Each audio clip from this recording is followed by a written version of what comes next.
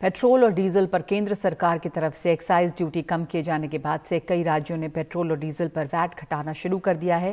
केरल और राजस्थान के बाद महाराष्ट्र ने भी वैट कम किया, जिससे लोगों को कुछ राहत मिली है।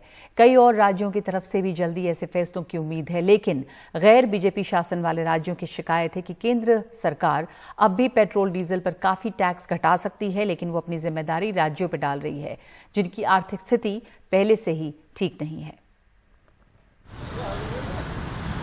देश भर में लोगों के लिए बड़ी राहत। केंद्र सरकार ने पेट्रोल और डीजल पर एक्साइज ड्यूटी कम की तो दाम कुछ नीचे आए।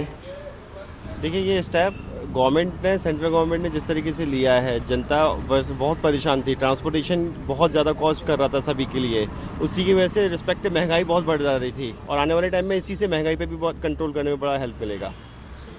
कर्नाटक के मुख्यमंत्री बसवराज बोम्मई ने केंद्र सरकार के फैसले का स्वागत किया।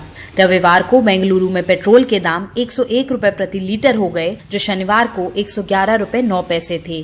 डीजल भी 94 रुपए 79 पैसे से 84 रुपए प्रति लीटर पर आ गया।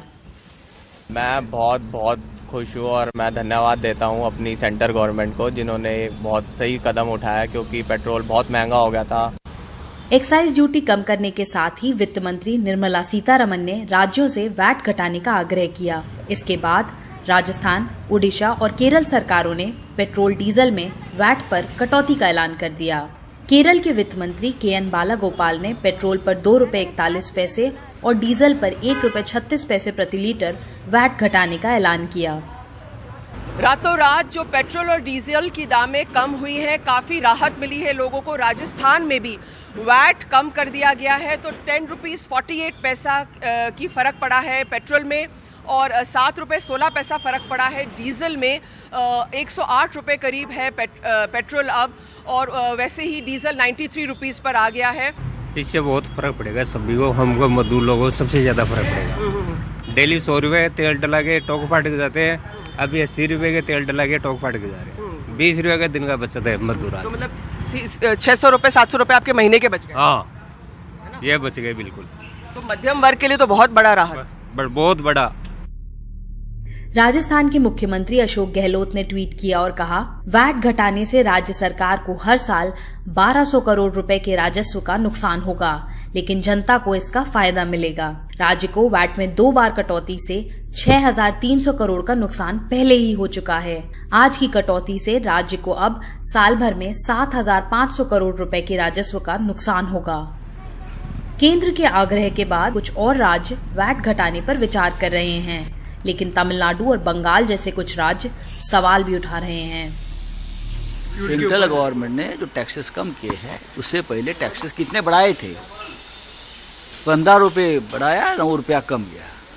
तो सेंट्रल के ट्रेजरी में जितना पैसा जमा किया है, उसमें से थोड़े बहुत तो अभी दे रहे हैं।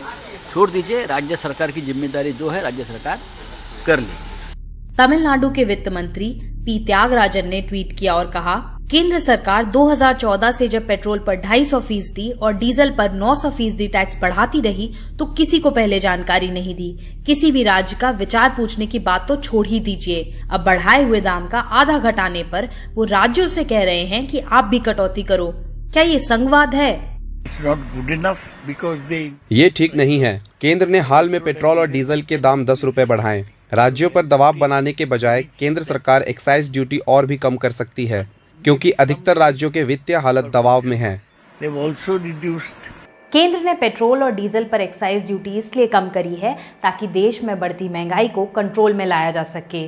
पेट्रोल और डीजल के दामों का सीधा असर रिटेल गुड्स पर पड़ता है, इसीलिए अब उम्मीद करी जा रही है कि ऐसे सब सामानों के दाम भी अब कम हो जाएंगे। ब्यूरो रिपोर्ट, NDTV इंडिया के लिए।